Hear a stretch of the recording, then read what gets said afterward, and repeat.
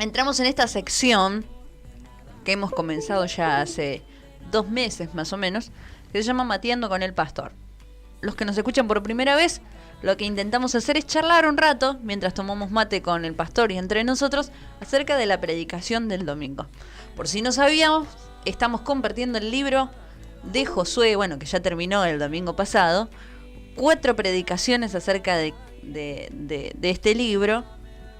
Y en la última predicación, el pastor se dedicó específicamente a explicarnos el capítulo 24 sobre las generaciones y la decisión del pueblo de servir a Jehová. Así que bueno, pastor, contanos un poquito. ¿Terminó Josué? Terminó Josué. ¿Qué te agarra cuando termina el libro? Vos sabés que bastante tristeza. Te da como una nostalgia, ¿no? Con Deuteronomio me causó mucha tristeza también porque fue un libro muy impactante de forma personal. Y también Josué. Y ahora con el que viene siento que voy a llorar bastante, así que ya me voy preparando este mes para la entristestación. Se puede sorprender. ¿Sí, pastor? ¿Puede encontrar algo de luz en Jueces? Es muy buena la frase, sí. Podemos encontrar, sí, la palabra de Dios. Lo que pasa es que es muy triste. Es muy triste, muy calamitoso el libro de Jueces. Ayer, mientras estábamos tomando mate con sus otras hijas, Ajá. hablábamos del libro de Jueces y utilizó una palabra terrible usted, pastor. ¿Qué dije? Ah, sí. Pero bueno, es fuerte. Hay unos avances con respecto al libro de Jueces que lo pueden buscar, que menciona que es un libro que no es para los corazones débiles. Estoy en el horno, Es pastor. muy fuerte. Pero bueno, terminando Jueces. Perdón, Josué. Y empezando Jueces. Josué. Terminando Josué y empezando Jueces. Así estamos. Lo que más me impacta del libro de Josué es la vida y la fe de Josué. Que se acuerda que en el primer programa de Matiendo con el Pastor, con respecto al libro de Josué, yo le preguntaba cómo hacíamos para los que no somos valientes como Josué. Claro.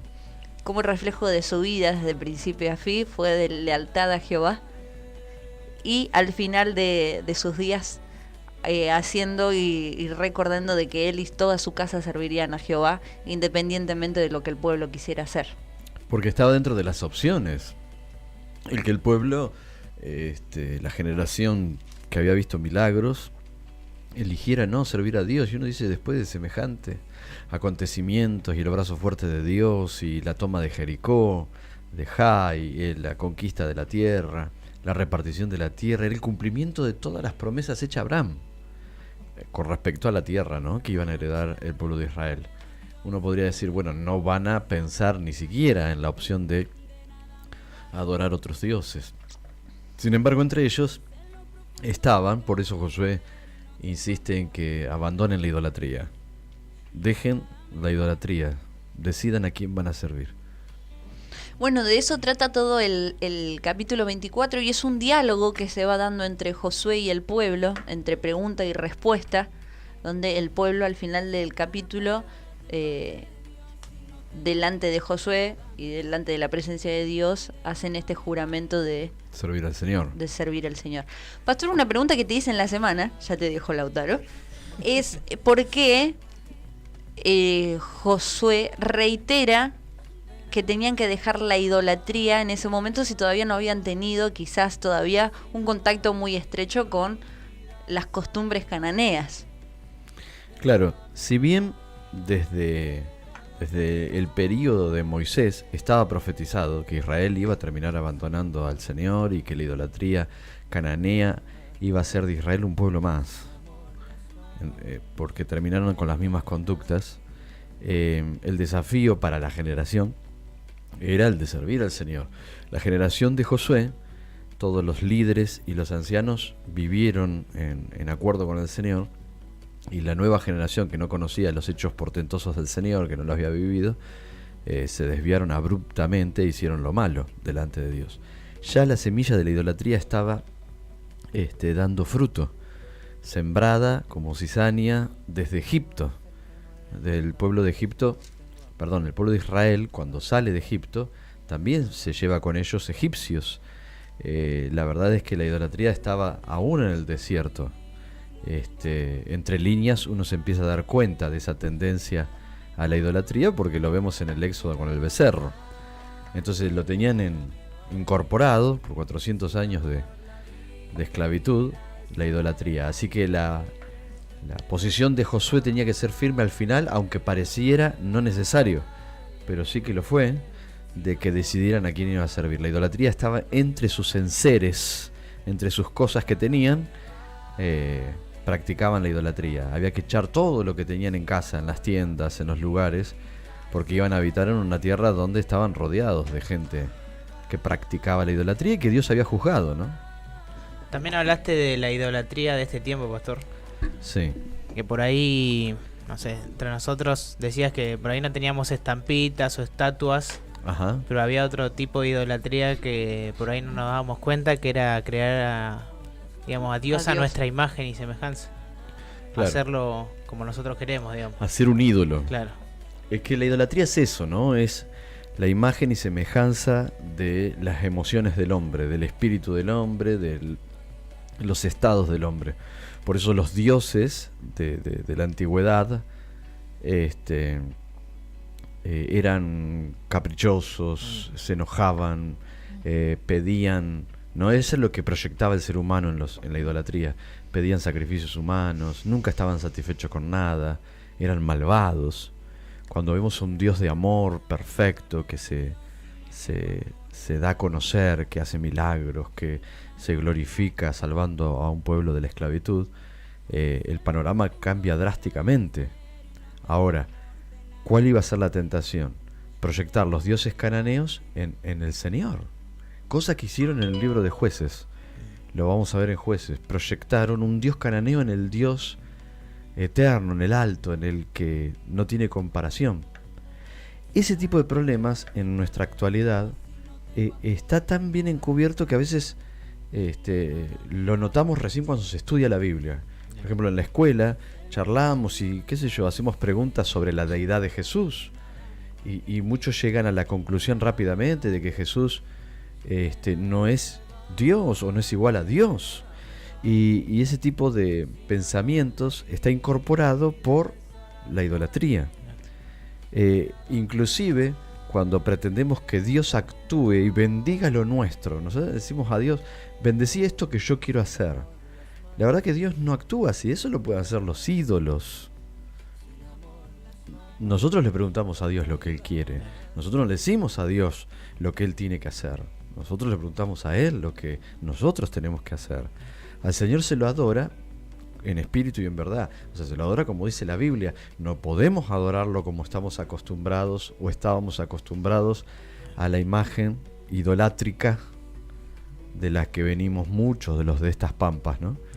Así que hay muchas formas de proyectar idolatría en el Señor y hacer una especie de sincretismo, ¿no?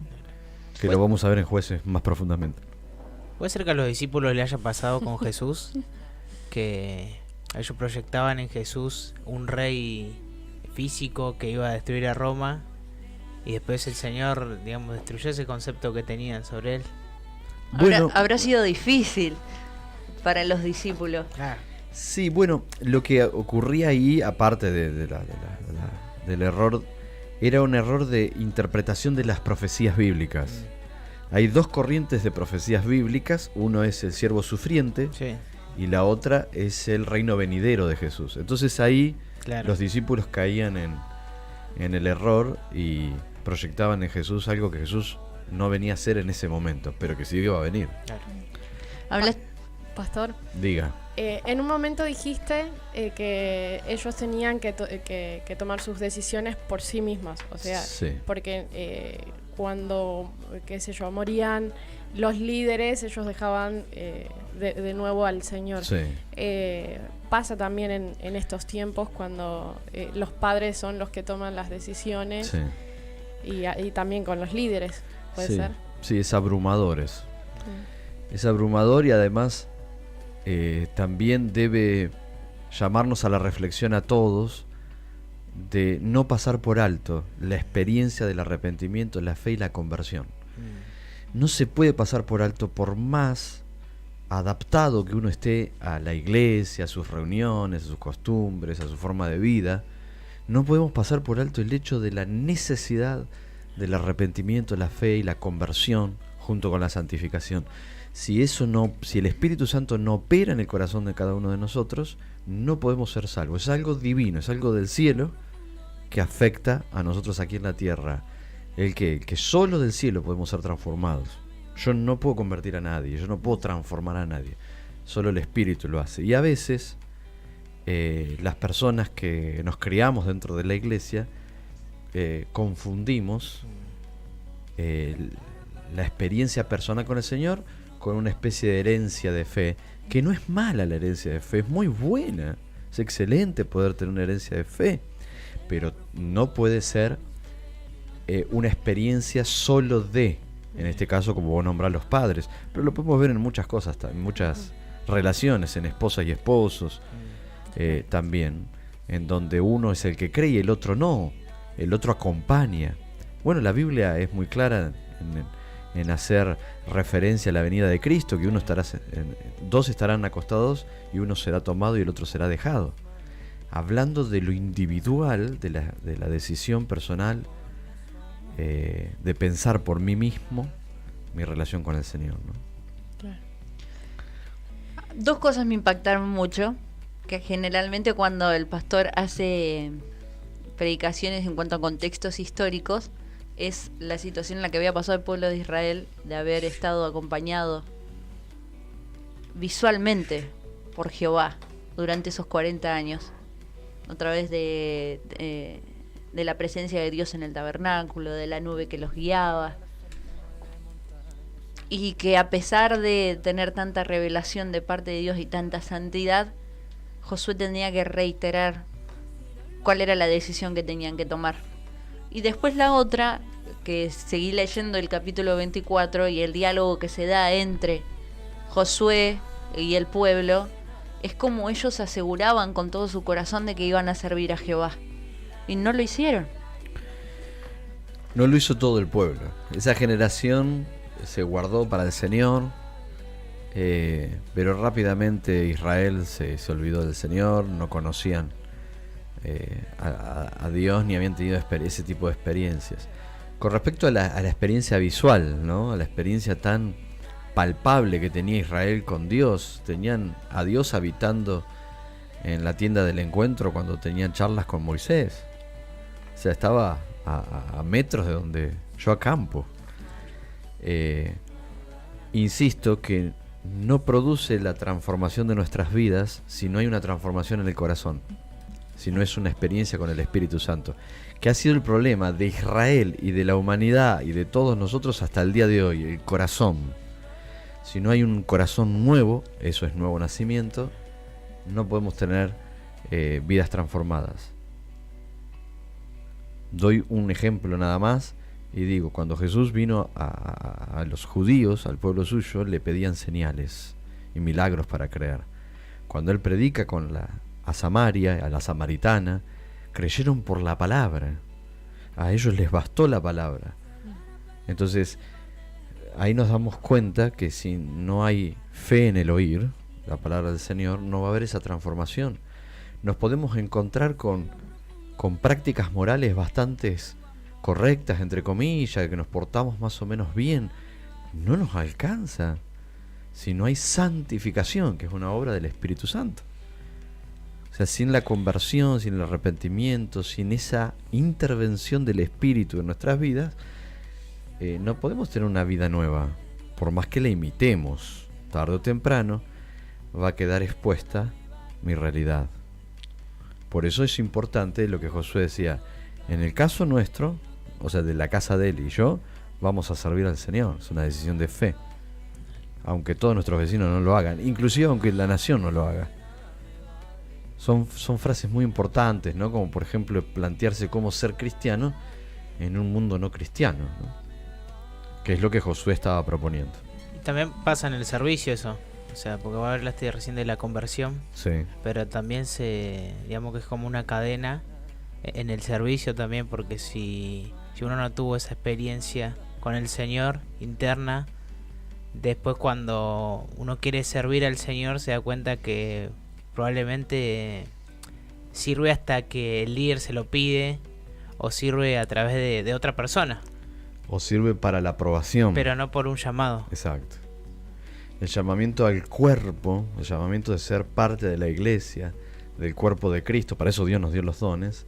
Ese llamamiento y ese lugar dentro del cuerpo es una conversión también. Es convertirnos a la iglesia. Siempre lo decimos, ¿no? Es del mundo convertirnos a Cristo. De Cristo a la iglesia. Y de la iglesia al mundo de vuelta. ¿Pero a qué me refiero? Que de la iglesia somos comisionados a predicar al mundo. De esa forma volvemos al mundo a hablar de la transformación que Dios ha hecho, claro, y del reino de los cielos. Pero son experiencias muy fuertes, muy muy fuertes, tanto la conversión del mundo a Cristo y de Cristo a la iglesia, porque somos parte de un cuerpo donde Dios me llamó a ser parte de ese cuerpo. Y no es solo porque aparezco en una nómina, o porque por costumbre voy, o porque mis papás fueron a la iglesia, a esta misma iglesia, claro, tengo algo entrañable con la iglesia. Aparte de eso, Dios me plantó en este lugar, ¿no? Soy parte de un cuerpo, no puedo arrancar una mano y decir que no es de mi cuerpo, ¿no? El pastor el domingo, para los que no presenciaron la predicación, separó al grupo, a la congregación en dos. Dos ¿no? generaciones. En dos generaciones, los de más de 40 y los de menos de 40. Y el pastor al final dijo, piensen qué podrían decirle a la otra generación. Sí. Usted pensó, yo le dije en forma de chiste más o menos lo que pensaba, pero usted pensó que podría decirle a nuestra generación. Bueno, en su momento, cuando estaba en el culto, yo de verdad, sinceramente, lo único que tenía hacia la generación que viene es admiración. Yo admiro a la generación que viene en muchísimos sentidos, en muchísimos sentidos. Entiendo que la generación que viene va a tener oportunidades que nosotros soñamos alguna vez tenerlas, no las tuvimos y las van a tener ustedes. Pienso que tienen muchísima más calidad en muchos aspectos que la generación anterior. Pienso que se pueden dedicar a aspectos del desarrollo de la iglesia que los que empezábamos antes solo éramos los pioneros, los fundadores, los que teníamos que poner el cuerpo para todo. Y ustedes pueden desarrollarse porque hay una iglesia, porque hay un pueblo, porque el Señor les está permitiendo ese desarrollo. Creo que la próxima generación, a ustedes, están ya para la nueva etapa de la iglesia. Ahora bien, es importante que lo que hagan, lo que logren ser en el Señor, sea resultante de una relación de amor con Él, de una relación apasionada con el Señor, de caminar con Él, de hablar con Él, de sentir que Él es el que está con nosotros y nos está guiando, aunque a veces Él guarde silencio inclusive, pero yo sé que estoy donde Él está. No la proyección y el encumbramiento de encumbrarme yo mismo, sino a Cristo. Esa relación personal con el Señor les va a ayudar en los momentos donde el mundo va a golpear fuerte, ¿no? Y nosotros tenemos confianza que Cristo venció al mundo, así que todo eso digo para la generación que viene. Ánimo. Tienen mucho por delante. Bueno, si nosotros, si Pastor me permite un segundito, tenemos que destacar algo de la generación, fue la fe y la perseverancia. Hay algo que me llama mucho la atención, que siempre fue de la generación antes que yo, que son mis padres, los ancianos de la iglesia, la gente que fundó la iglesia, es la perseverancia en la fe. En la fe. Y algo que me llama mucho la atención y que admiro también es la fidelidad de Dios hacia esa generación. La manera en que Dios se comunica con nuestros padres, con nuestros abuelos, y la fuerza que obtuvieron a partir de su fe también en el Señor, que hoy nosotros podemos, como dijo Pastor, disfrutar del esfuerzo de nuestros padres y abuelos. Y gracias, pastor, a usted, a nuestro pastor y a todos nuestros líderes por ser ejemplo de cristianos 24/7. ¿Verdad? Si algo que no nos han mostrado es tener dos clases de vida, siempre han practicado la palabra en sus casas, en la calle y en la congregación. Entonces admiro mucho su valentía por ir en contra de este mundo. ¡Aleluya! Sabía que iba a terminar así. Con un remate. Un remate, va. Bueno, pastor, por último, Sí. si hay alguien que nos está escuchando en la radio, Sí. que quiere tomar la decisión de servir junto con su caso, servir al Señor, Sí. ir en contra de este mundo, aunque todos vayan Para el otro lado. para el otro lado, Ujú. y quisiéramos hacer una oración, ¿nos podría dirigir? Bueno, oramos. Y si están tomando esa decisión es porque el Espíritu Santo los está guiando a eso, así que los animamos a todo. Padre bueno, queremos darte gracias por la oportunidad que tenemos en Jesús de una vida extraordinaria. Gracias, Dios, por habernos tenido por dignos de tu llamamiento, de ser parte de tus propósitos, aunque nada éramos. Señor, yo quiero orar a favor de aquellos que están escuchando este programa y entienden de parte de tu Espíritu que son invitados a una vida de entrega, de devoción, de pasión a tus santos propósitos. Yo te ruego, Espíritu Santo, que tú te reveles a ellos, que te reveles a través de la palabra, que te reveles, mi Señor, para que tengan un conocimiento más pleno de lo que es tu amor. Y te pido, Dios, que los uses grandemente, Señor, con vidas, Dios mío, consagradas hasta el final. Yo te ruego, Dios, por consagraciones hasta el final, hasta que tú vengas a buscarnos. Gracias, Señor, por las nuevas generaciones que te aman y que quieren obedecerte. Amén.